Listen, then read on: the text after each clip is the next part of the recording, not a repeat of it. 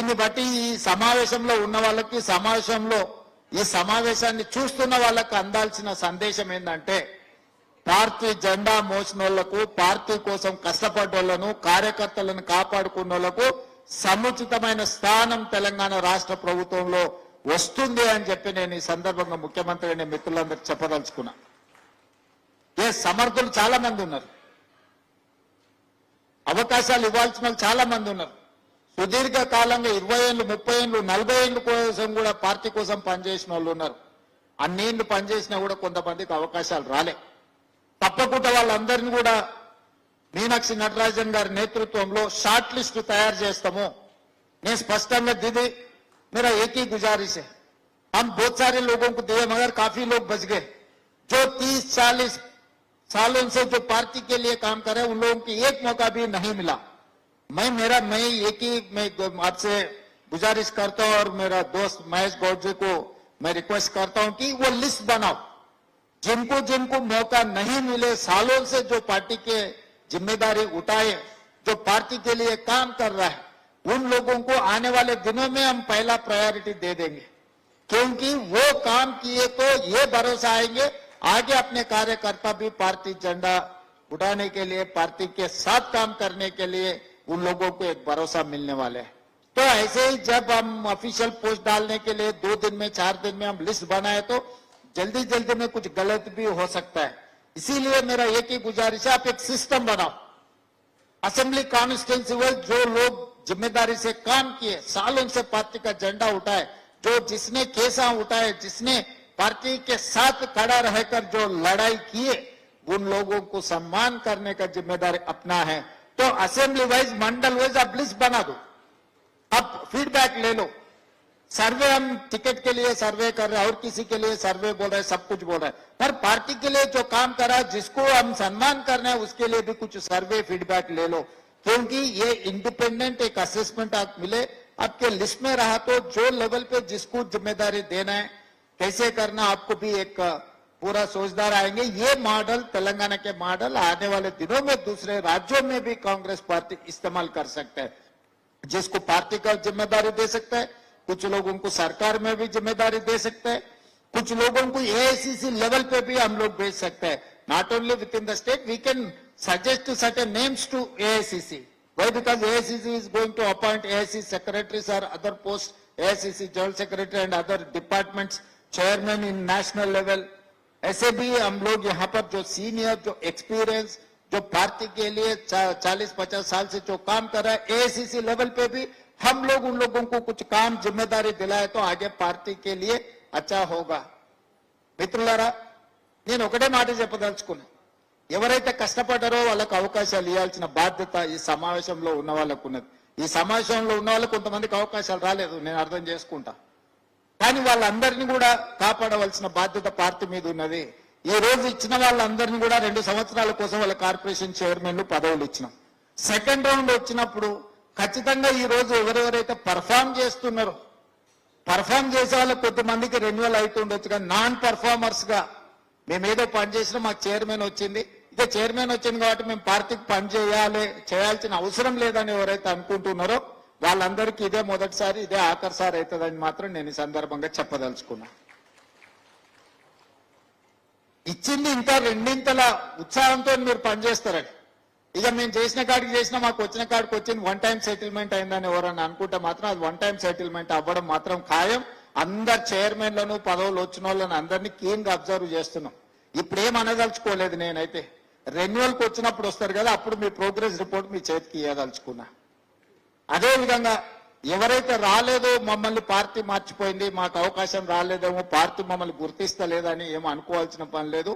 వాళ్ళని చూడంగానే చూడకపోయినా, ఎందుకంటే దాదాపుగా అన్ని నియోజకవర్గాలలో స్థాయి ఉన్న నాయకులను అందరినీ గుర్తుపట్టి, లేకపోతే ఆ నాయకుల వివరాలు తెలుసుకునే సోర్స్ పార్టీలో ఉంది. వాళ్ళందరూ కూడా తప్పకుండా న్యాయం జరుగుతుంది. ఈ రెండు ఇక్కడ ఉన్న సమావేశంలో ఉన్న వాళ్ళనే కాకుండా పార్టీలో ఉన్న శ్రేణులకు నేను విజ్ఞప్తి చేయదలుచుకున్నాను. 3వ పాయింట్, ఇన్ఛార్జ్ మినిస్టర్స్ కు 10 జిల్లాలకు 10 సీనియర్ మంత్రులు ఇన్ఛార్జీలుగా ఉన్నారు. నా రిక్वेस्ट ఒకటే, दीपदास मुझे अपना मीनाक्षी दीदी से मैं एक ही गुजारिश करता हूँ, 10 पुराने जिलों को 10 इंचार्ज मिनिस्टर्स है। मार्च 10 तारीख के अंदर हम बहुत सारे कॉर्पोरेशन के चेयरमैन डाला है, डायरेक्टर्स को नहीं डाला है। डायरेक्टर्स डालने के लिए हमारे लिए लिस्ट होना, तो ये काम इंचार्ज मिनिस्टर वो असेंबली क्षेत्र में मंडल लेवल पे वो फीडबैक लेके वो लिस्ट बनाना है। और मार्केट कमेटी चेयरमैन का ऐसे पेंडिंग पड़ा है, टेम्पल कमेटी चेयरमैन ऐसे पेंडिंग पड़ा है, डिस्ट्रिक्ट लेवल पे कुछ नॉमिनेटेड पोस्ट पेंडिंग है। तो ये काम, ये जिम्मेदारी उठाने का इंचार्ज मिनिस्टर्स के आप आदेश दे दीजिए। एक टाइम लाइन रखो, मार्च 10 तारीख के अंदर हर मंत्री जिले में जाना, बैठना, बात करना, लिस्ट ले आके हमारे सरकार को दे, तो सरकार आने वाले 10-15 दिन में पूरा फिल कर देंगे। खाली रखने से क्या फायदा? ఏవైతే ఇప్పుడు కార్పొరేషన్ లేసినాం, కార్పొరేషన్ల డైరెక్టర్ల ఖాళీలు ఉన్నాయి, మార్కెట్ కమిటీ చైర్మన్లు డైరెక్టర్లు ఖాళీలు ఉన్నాయి, మందిరాల కమిటీల కార్పొరేషన్ ఖాళీలు ఉన్నాయి, ప్రభుత్వంలో వివిధ హోదాలలో జిల్లా స్థాయిలో కూడా ప్రభుత్వ నామినేటెడ్ పోస్టులు ఉన్నాయి. ఇవే కదా మనం కార్యకర్తలకు ఇవ్వాల్సింది.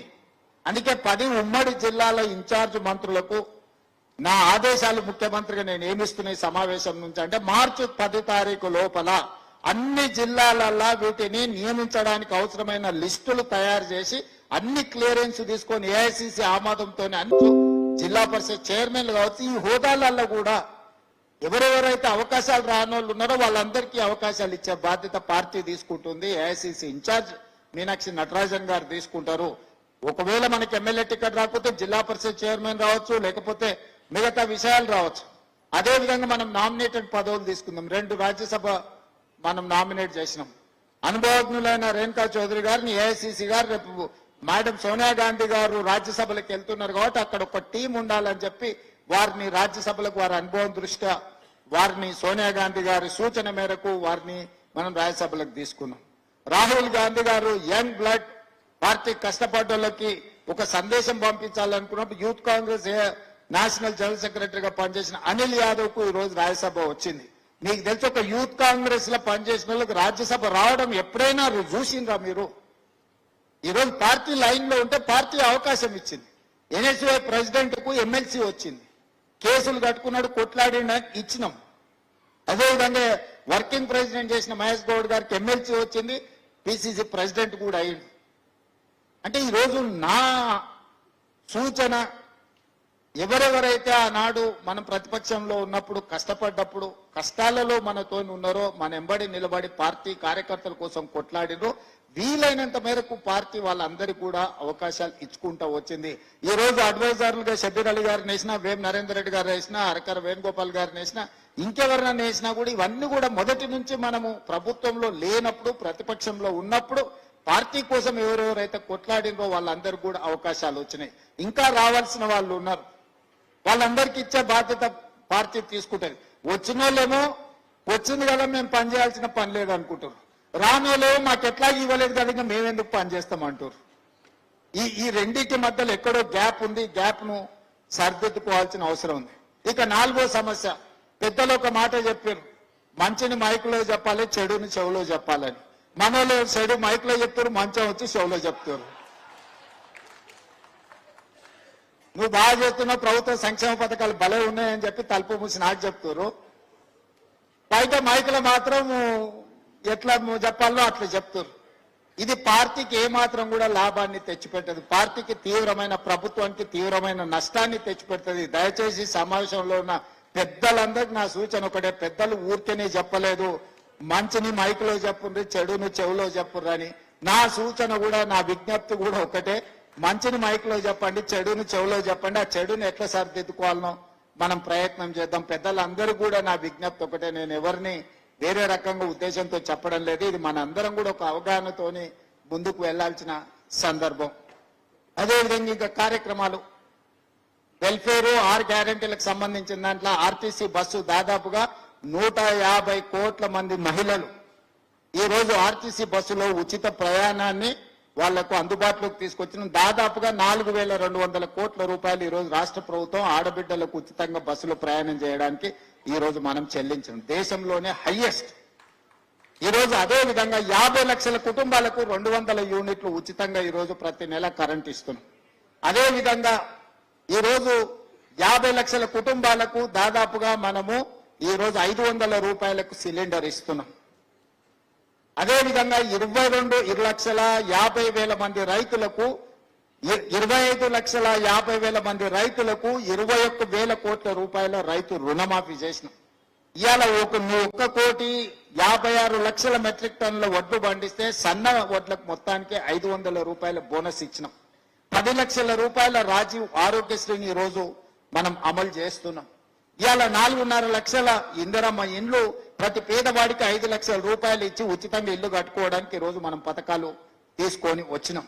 ఇట్లా ఒక్కొక్క పథకాన్ని ఇవాళ ఇందిరమ్మ ఆత్మీయ భరోసా మీద రైతు భరోసా 10,000 నుంచి 12,000 సంవత్సరానికి పెంచినాం. అదేవిధంగా భూమి లేని నిరుపేదలకు, ముఖ్యంగా భూమి లేని నిరుపేదలు ఎవరయ్యా? దళితులు, గిరిజనులే ఎక్కువ, ఆదివాసీలే ఎక్కువ.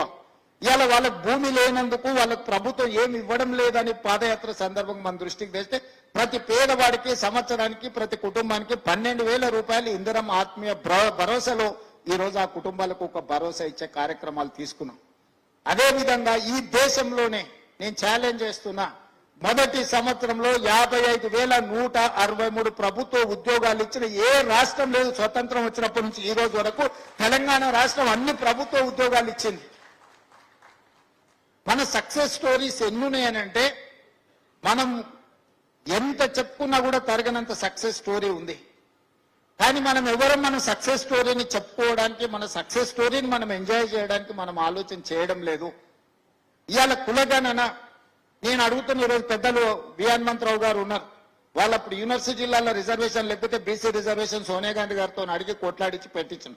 1931లో తెల్లదొరలు ఉన్నప్పుడు కులగణన జరిగితే 95 సంవత్సరాల నుంచి ఎవ్వరు కూడా కులగణన చేయలేదు. 2011లో కాంగ్రెస్ కేంద్రంలో మన్మోహన్ సింగ్ గారి నేతృత్వంలో ఉన్నప్పుడు చేసిన ఆ నివేదిక బయటికి రాలేదు. మోడీ గారు వచ్చేసి ఆ నివేదికను కూడా దొక్కేసింది.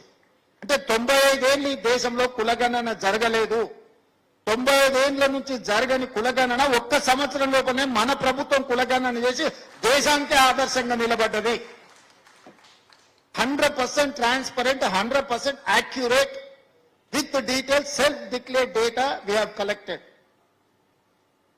Cabinet subcommittee headed by Uttam Kumar Reddy garu, అందులో దామోదర్ రాజ్ నరసింహ, సీతక్క, శ్రీధర్ బాబు గారు, పొన్నం ప్రభాకర్ గారు, ఒక అనుభవజ్ఞులైన ఒక టీం ను రాహుల్ గాంధీ గారి ఆదేశాల మేరకు ఈ రోజు మనము పర్ఫెక్ట్ కులగణన ఈ రోజు ఎవ్వరు కూడా ఎక్కడ ఛాలెంజ్ చేస్తలేరు. మైకుల ముందు ఛాలెంజ్ చేస్తారు, ఇది తప్పుందా అది తప్పుందని.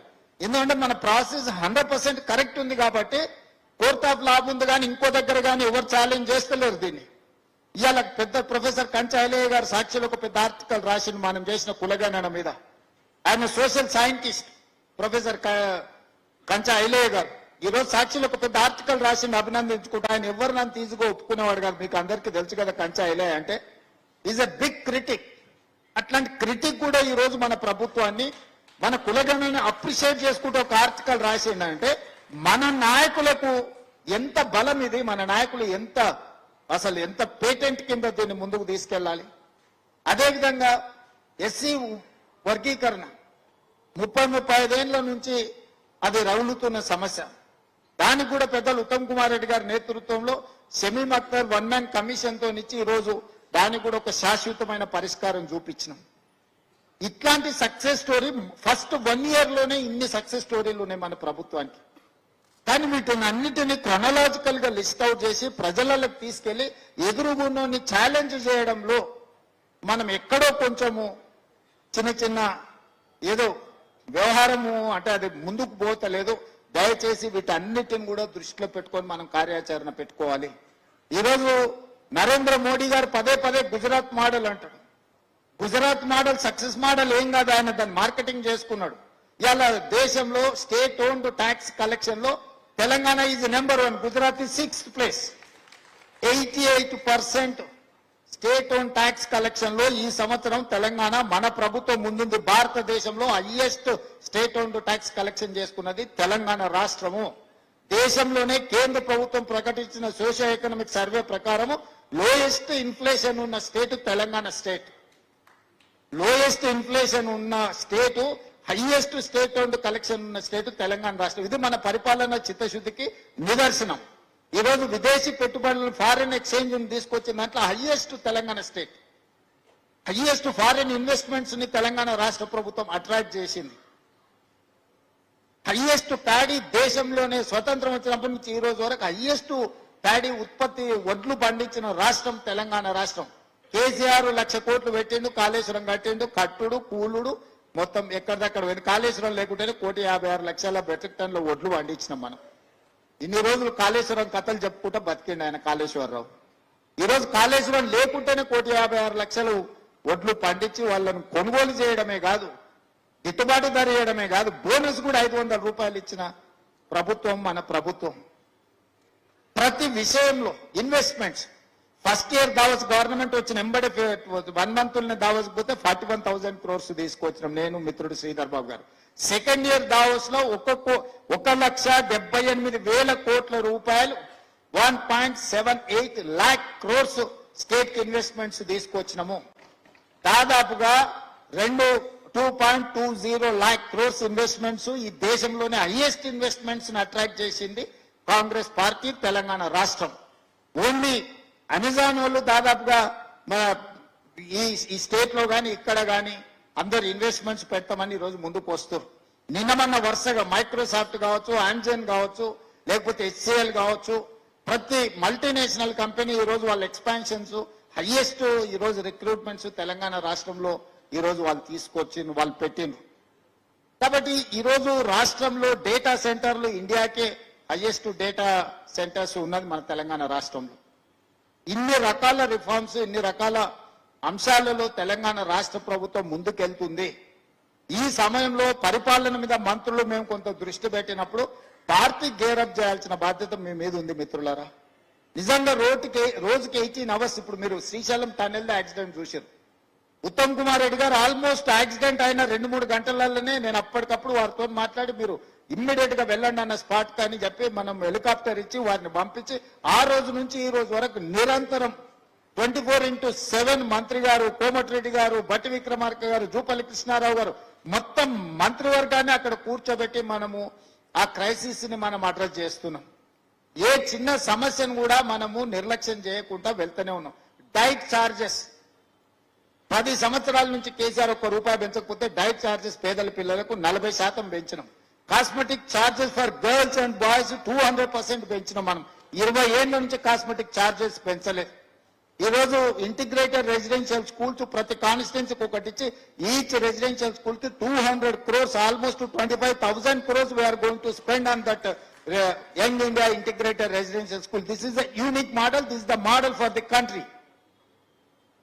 ఇవాళ యంగ్ ఇండియా స్పోర్ట్స్ యూనివర్సిటీని తెచ్చుకున్నాం, యంగ్ ఇండియా స్కిల్స్ యూనివర్సిటీని తెచ్చుకున్నాం. ఇవాళ दीदी हर साल यहाँ से 1,10,000 इंजीनियरिंग ग्रेजुएट पास होके सर्टिफिकेट लेके निकल रहा है, मगर स्किल अपग्रेड नहीं है, उसका स्किल टैलेंट कम है, इसीलिए नौकरी नहीं मिल रहा. इसीलिए स्किल अपग्रेडेशन, स्किल टैलेंट बढ़ाने के लिए हम स्किल्स यूनिवर्सिटी स्टार्ट किए, headed by Anand Mahindra group of companies. Chairman is our university chairperson. It is in a public-private partnership model. All top-notch corporate companies directors are in the board. They have to take a policy decision. They have to run the university. Just government of Telangana is a facilitator. We have created a 600 crores corpus fund to maintain that university. So this is one of the unique model. Now we have started Young India Sports University. That is also under public-private partnership. Most of the corporate companies are ready to support in this, in this activity. So we are creating a new model for the country. So Congress can claim alternative Gujarat model. Telangana model is alternative Gujarat model. Congress party model is Telangana model for caste census, for categorization, for unemployment issue address, all other issues. ఇన్ని విషయాలల్ల మనము ఈ దేశానికే, నేను ఇక్కడ ఉన్న మిత్రులకు ఒకటే చెప్తున్నా, ఈడున్న చాలా మంది మన ప్రభుత్వం వచ్చి ఉండొచ్చు, మనం హోదాలు వచ్చి ఉండొచ్చు, ఇది కాదు మన టాస్క్. మన కసి ప్రధానమంత్రిని రాహుల్ గాంధీని చేసే వరకు తగ్గొద్దు. ఆనాడు మీరు కసితో పట్టుదలతో పనిచేసింది కాబట్టి ఈనాడు ఈ రాష్ట్రంలో ప్రభుత్వాన్ని ఏర్పాటు చేసినాం. మరి ఈ రోజు ఆ కసి, ఆ పట్టుదల ఏమైందని నేను అడుగుతున్నా. రాహుల్ గాంధీ గారిని దేశానికి ప్రధానమంత్రిని చేయాల్సిన బాధ్యత తెలంగాణ కాంగ్రెస్ పార్టీ కార్యకర్తల నాయకుల మీద లేదా? ఇవాళ కేవలం మనకు చిన్న పదవో పెద్ద పదవో రాలేదని మన దేశం నరేంద్ర మోడీల మధ్యన ప్రాంతాల మధ్యన చిచ్చు పెట్టి అది శాశ్వతంగా ఉండాలి అని అనుకుంటున్న బీజేపీని అధికారంలో నుంచి దించాలి అంటే అది తెలంగాణ రాష్ట్రం నుంచే ప్రారంభం అవ్వాలి. ఆ కసి ఆ పట్టుదల రాహుల్ గాంధీని ప్రధానమంత్రిని చేసే వరకు మనం అందరం కష్టపడాలి. అందుకే మేము నిరంతరం ఎవరు ఏమన్నా ఏం మాట్లాడినా కూడా నేను మంత్రివర్గ సహచరులం అందరం నిరంతరం కష్టపడుతాం. We wanted to create an model for the country. ఇట్లాంటి మోడల్ రేపు దేశంలో మనము కాంగ్రెస్ పార్టీకి ఒక అనుకూలమైన వాతావరణాన్ని సృష్టిస్తుంది. ఈ అనుకూలమైన వాతావరణాన్ని సృష్టించాలంటే తెలంగాణ కాంగ్రెస్ పార్టీ కార్యకర్తలు కష్టపడాలి. ఎన్ని కష్టాలను ఎదుర్కొని సోనియా గాంధీ గారు తెలంగాణ రాష్ట్రం ఇచ్చారో ఒకసారి గుర్తు తెచ్చుకోండి. ఒక్కసారి ఆలోచన చేయండి. ఆ నాయకురాలు ఎంత త్యాగం చేస్తే ఈరోజు తెలంగాణ రాష్ట్రం వచ్చింది. ఇవాళ రాహుల్ గాంధీ గారు ఎంత పట్టుదలతో ఉంటే నా బలైన వర్గాల సోదరులు నేను అడుగుతున్న పెద్దల హనుమంతరావు గారిని, రాహుల్ గాంధీ గారు ఎంత పట్టుదలతో ఉంటే ఈ రోజు ఈ రాష్ట్రంలో కులగణన పక్కాగా జరిగిందో మీరు ఒక్కసారి ఆలోచన చేయండి. మా దళిత సోదరులను నేను అడుగుతున్నా, ఎస్సీ కేటగరైజేషన్ ఏదైనా రాష్ట్రంలో జరిగిందా? ఇవాళ తెలంగాణ రాష్ట్రంలో చేసినాము అంటే రాహుల్ గాంధీ గారు పట్టుదలతో ఉండబట్టే కదా ఈ రోజు కేటగరైజేషన్ చేసింది. ఈ రోజు కాంగ్రెస్ పార్టీ అధికారంలో ఉంది కాబట్టి ఇవన్నీ సమస్యలు మనం పరిష్కరించగలిగినాం కదా. ఒక రాష్ట్రంలోనే అధికారంలో ఉంటే ఇన్ని సమస్యలను పరిష్కరిస్తే కేంద్రంలో రాహుల్ గాంధీ గారు ఈ దేశానికి ప్రధానమంత్రి అయితే ఎన్ని సమస్యల్ని పరిష్కరించవచ్చో, ఈ దేశాన్ని ఎంత అభివృద్ధి పదం వైపు నడిపించవచ్చో దాంట్లో మనము రాహుల్ గాంధీ గారితో భుజం కలిపి నడవాల్సిన అవసరం ఉందా లేదా? చివరిగా ఒక్క మాట అడగదలుచుకున్నా. మోతీలాల్ నెహ్రూ, జవహర్లాల్ నెహ్రూ, ఇందిరాగాంధీ గారు, రాజీవ్ గాంధీ గారు, సోనియా గాంధీ గారు ఎన్ని తరాలు ఈ దేశం కోసం సర్వం త్యాగం చేసిండ్రు, వేల కోట్ల ఆస్తులను త్యాగం చేసిండ్రు, ప్రాణ త్యాగాలు చేసి అమరులైనరు, పదవులు త్యాగం చేసిండ్రు. వాళ్ళ మునిమన్మడు రాహుల్ గాంధీ కన్యాకుమారి నుంచి కశ్మీర్ వరకు 150 రోజులు 4000 కిలోమీటర్లు మండు టెండల మంచు కొండల పేదల దగ్గరికి నడుచుకుంటెళ్ళి ఈ దేశాన్ని నిర్మించడానికి దేశంలో పేదలకు అందుబాటులో ప్రభుత్వాన్ని తీసుకురావాలని ప్రయత్నం చేస్తే మనము కడుపులో చల్లగదలకుండా మేము ఇంట్లోనే కూర్చుంటాం, పదవులు రావాలంటే ఎట్లొస్తాయి మిత్రులారా? గాంధీ ముని మన్మడు ఈ రోజు 1000 కిలోమీటర్లు పాదయాత్ర చేసి పేదోళ్ల దగ్గరకు పోతుంటే తండాలలో గూడాలలో మారుమూల పల్లెల్లో రాహుల్ గాంధీ తిరుగుతుంటే బ్రాండ్ చెప్పుకోనో లేకపోతే బట్టలు వేసుకుంటేనో పదవి వస్తుంది అనుకుంటే రాదు మిత్రులారా, అది కుదరదు.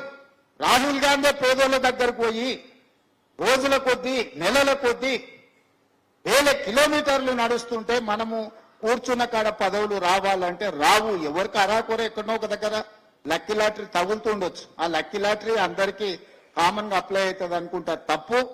राहुल गांधी सड़क से लेकर संसद तक वो लड़ रहा। जब राहुल गांधी खुद सड़क में उतरकर अभी जब लड़ाई कर रहा है, हम लोग घर पे बैठे तो गाड़ी में बैठे तो ये होने वाला नहीं है। ऐसे काम ऐसे ये कुछ होने वाला नहीं है। मैं सीधा सीधा एक ही मेरा गुजारिश है सब मित्रों से, मैं बड़ा नहीं है, आप छोटा नहीं है। मुझे एक मौका मिला, कांग्रेस पार्टी ने दिया, कांग्रेस पार्टी कार्यकर्ता ने मौका दिए, मल्लिकार्जुन खड़गे जी, सोनिया गांधी जी, राहुल गांधी जी ने कुछ मौका दिया। मैं आज मुख्यमंत्री कुर्सी में बैठा हूं, मैं आभारी हूं उनको। जिंदगी भर में कांग्रेस पार्टी कार्यकर्ताओं के लिए मैं काम करूंगा, मगर आज राहुल गांधी को हम प्रधानमंत्री नहीं बनाए तो अपना मकसद पूरे नहीं हुए। हम मुख्यमंत्री बनने से, तेलंगाना सरकार बनाने से कोई फायदा नहीं है। देश में कांग्रेस के सरकार बनाना, राहुल गांधी इस देश का प्रधानमंत्री बनना, तभी हमारा मकसद पूरे होने वाले हैं। उसके लिए हम सब लोग मिलकर लड़ेंगे, हम लोग सब साथ में चलेंगे, केंद्र में कांग्रेस के सरकार बनाएंगे। उसके लिए मीनाक्षी नटराजन जी के नेतृत्व में तेलंगाना राज्य में हम लोग